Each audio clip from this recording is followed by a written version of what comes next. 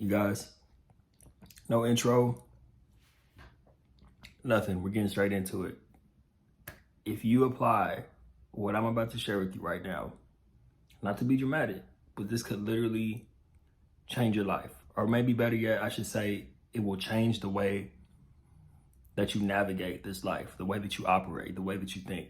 Normally, I wouldn't even be recording a video right now. This is like, I'm very protective over my morning hours because I like to get up before the sun and get a workout in, do some reading, do some prayer, do some meditation, some gratitude. But I was reading something this morning, you guys, that I was like, I have to record this right now. Otherwise, the day will get away from me and then I won't be able to share it. So I'm reading this book right now. It's called The Secret of the Ages. I'm gonna read you about 1 or 2 pages. And while I'm reading, I'm gonna stop and kind of not reflect, but stop and like let you know why this is important and what you can actually do with it. So you might want to get, a pen and paper or something to write with because it's about to get heavy. All right. So I heard about this book, The Secret of the Ages. I was listening to a Les Brown interview and they asked him, what are the most powerful books that have had the most impact on his life? The Secret of the Ages is one of the books that he mentioned.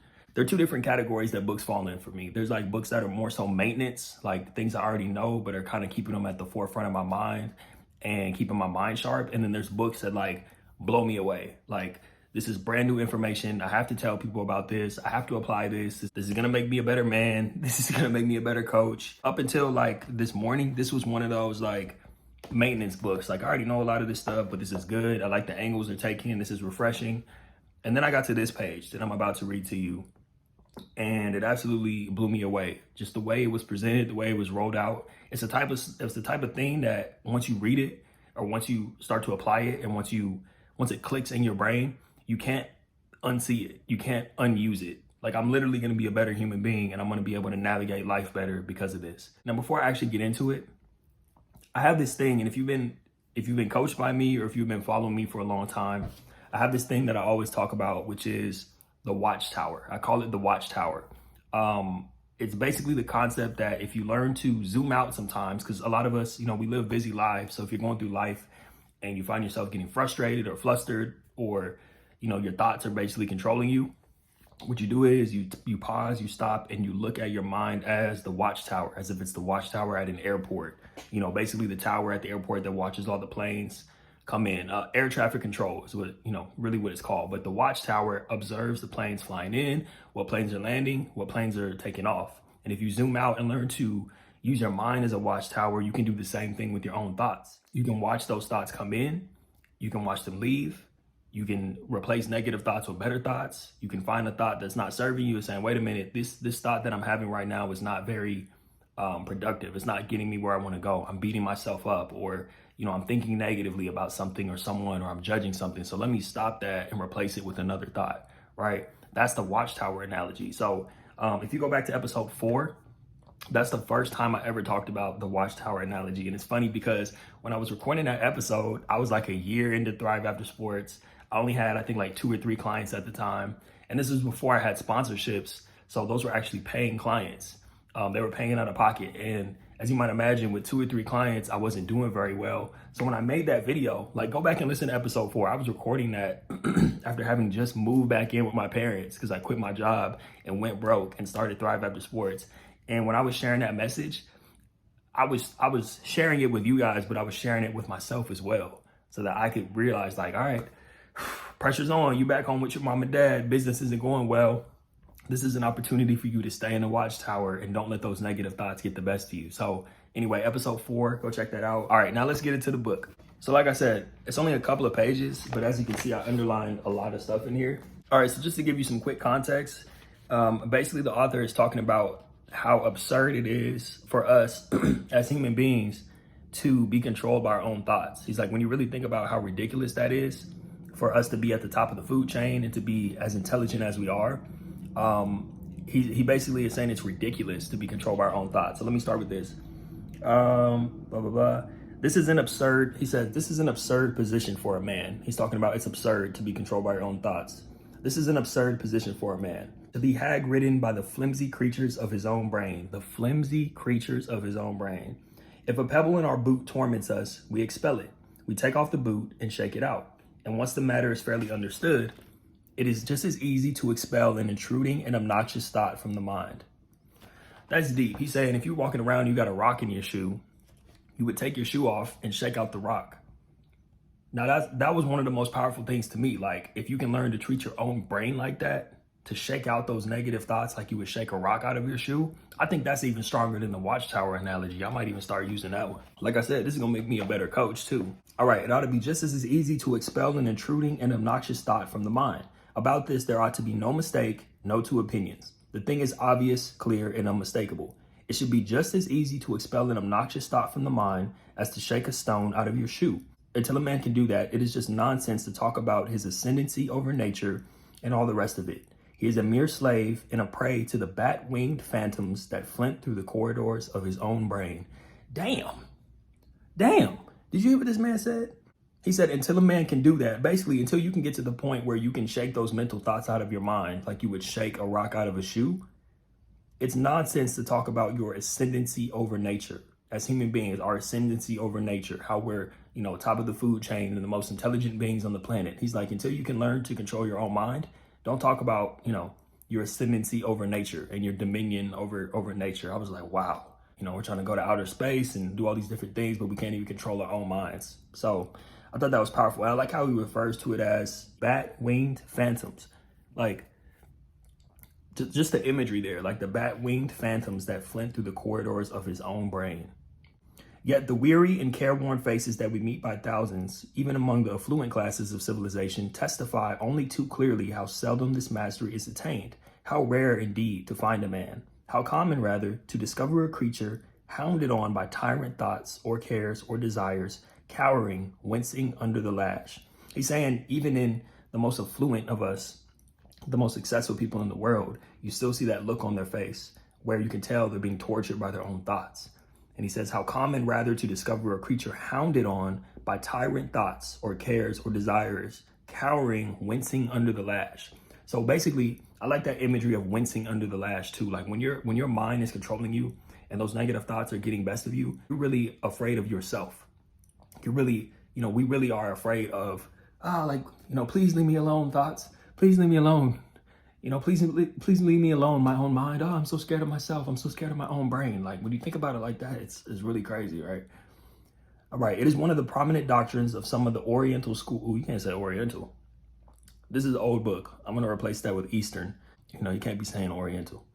It is one of the most prominent doctrines of some of the Eastern schools of practical psychology that the power of expelling thoughts, or if need be, killing them dead on the spot. He's talking about killing the thoughts dead on the spot. I like that. Killing them dead on the spot must be attained.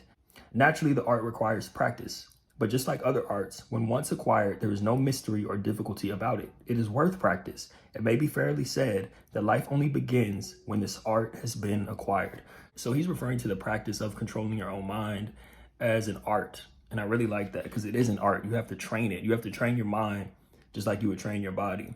And I like the idea of how he talks about killing them dead on the spot. Like, I look at it now as, if I had a fly swatter, if I have a negative thought that pops up, I'm going to get my mental fly swatter out and just pop and just knock that negative thought out of my brain. I really like that a lot. If you can kill a thought dead for the time being, you can do anything else with it that you please. And therefore, it is that this power is so valuable. And it not only frees a man from mental torment, which is 9/10 of at least the torment of life. He's talking about mental torment, but it gives him a concentrated power of handling mental work absolutely unknown to him before. The two are correlative to each other. So he's saying if you can kill a thought dead, you can do anything else with it that you please. Kind of going back to the watchtower analogy. If you can kill the negative thought, you can replace it with something, right?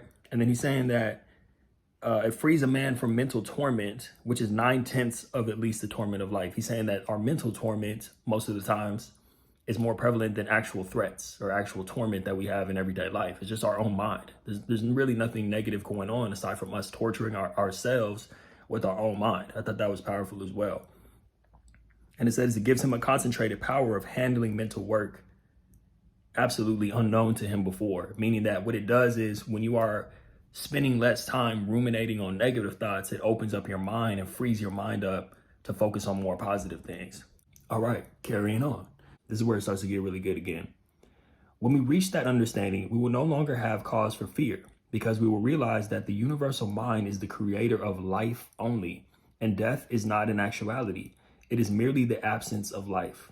He's saying death is merely the absence of life, and life will be ever present. Remember the old story of how the sun was listening to a lot of earthly creatures talking about a very dark place they had found, a place of blackness. Each told how terrifically dark it had seemed. The sun went and looked for it. He went to the exact spot they had described. He searched everywhere, but he could find not even a tiny dark spot. And he came back and told the earth creatures he did not believe there was any dark place. When the sun of understanding shines on all the dark spots in our lives, we will realize that there is no cause, no creator, no power except good. Evil is not an entity. It is merely the absence of good. One of the things that I took away from that story about the sun is he's saying that the sun went looking for the dark spots that the other earthly creatures were talking about. And because he's the sun, he couldn't find it, right? So the sun is going out looking like, what's all these dark spots that everyone's talking about? I don't see any dark spots. What's there to be afraid of?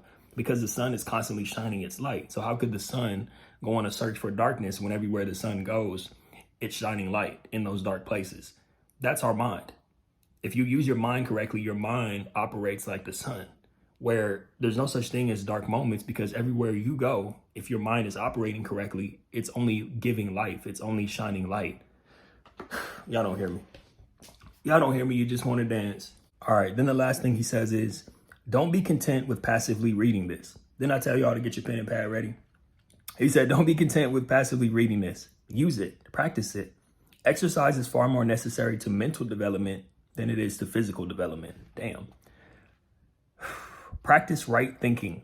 Stretch your mind to realize how infinitely far it can reach out. What boundless visions it can have. Breathe out all the old thoughts of sickness, discouragement, failure, worry, and fear. Breathe in deep, long breaths of unlimited health and strength, unlimited happiness and success. So when he's saying breathe out and breathe in, he's talking about breathing, of course, into your lungs, but he's also talking about thoughts, because it says in parentheses, when it says long breaths, it says thoughts in parentheses. Breathe out the old thoughts of sickness, discouragement, failure, and worry. Breathe in deep, long breaths, which are thoughts of unlimited health and strength, unlimited happiness and success. Practice looking forward, always looking forward to something better, better health, finer physique, greater happiness, bigger success. Take these mental breathing exercises every day. See how easily you will control your thoughts, how quickly you will see the good effects. You've got to think all the time. Your mind will do that anyway. He said, you've got to think all the time. Your mind will do that anyway. And the thoughts are constantly building, either for good or for ill.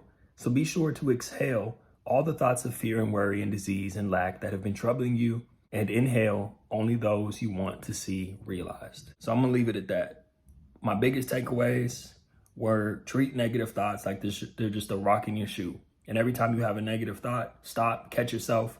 Right? The goal, I always tell people, the goal is not to eliminate negative thoughts completely. That's impossible. We're human beings, right? You can't honestly say you'll never have another rock in your shoe. But anytime you do have a rock in your shoe or a negative thought, all you have to do is catch yourself, stop. Don't be pissed off about the fact that there's a rock in your shoe. Don't be pissed off about the fact that you're having negative thoughts. Don't let them control you, but take the shoe off and shake out the rock. Shake out the negative thought. I love how he talked about killing the thoughts dead on the spot. I imagine like a fly swatter. Like I got flies buzzing around my head, and those are my negative thoughts. And when I take up that fly swatter and kill them, boom, no more. Now that clears a space for me to think positive, forward-thinking thoughts when I use the fly swatter to kill the negative thoughts dead on the spot. Powerful imagery right there. Another one of the most powerful moments was where he was talking about the sun. Like now I'm going to start looking at my mind as a sun. Everywhere I go, it breathes life. It shines brightness. There's no such thing as, dark or negative thoughts, because everywhere I go, I have the ability to turn that sunlight on at any time and shed light on those negative thoughts, right? And that applies to other people too, not just my own brain, but when I'm in a room of people, or even if it's just me and one other person, if that person is having negative thoughts or they're down, or I'm coaching someone, I can shine light on that person. I can be the sun. So I want to invite you to be the sunlight in not only your own mind, but be the sunlight in someone else's life today. All right. I love you guys. Thank you for tuning in. Hopefully you were able to take something from it. It was one of those things, like I said, I just had to share it because it was so impactful for me. So I hope it had an impact on you. What I'm actually thinking about doing, since I just sat here and read you guys some of the book, I'm actually thinking about reading my book, Thrive After Sports, you see it here in the background. I might actually read that chapter by chapter on my podcast. I'm going to have it on Audible. I'm in the process of having an audiobook uploaded to Audible, but I know not everybody has Audible or wants to pay the monthly subscription, but this podcast is free. So I'm like, if I do like, one chapter at a time, you can tune into my podcast and hear me reading. I don't know if I can read it on Audible. I think they just like hire a voice actor for you, but I'd rather read my own book and do it one chapter at a time and release it as episodes on the podcast. That way you guys can tune in and, it's like an audiobook, but you're just tuning into a free podcast. So let me know what you guys think about that. But I love you. Thank you for tuning in as always. Please leave a rating and review on the podcast. Please subscribe, share this episode with somebody you think it can help. And I hope you have a great day wherever you are in the world listening to this. I love you guys. Peace. Oh, don't let me forget, I do coaching for former athletes. So if you know somebody who's struggling right now, like I always tell you, don't hesitate to send them my way. They'll be in good hands. Got a bunch of free resources for them. I'll get them a book. Obviously, the podcast is free. I have scholarships available for coaching. So I'm working with a lot of athletes for free right now. Just send them my way. They'll be in good hands. Or at the very least, have them check out the podcast or, grab the book. If you want a signed copy of the book, go to ThriveAfterSportsBook.com. Order it from there. If you just want to grab it off of Amazon or whatever, I won't be able to sign it, obviously, because it's coming straight from Amazon. But if you just go to TajDeshaun.com, click on the books tab, it'll take you to Amazon. So you can order the books off of there.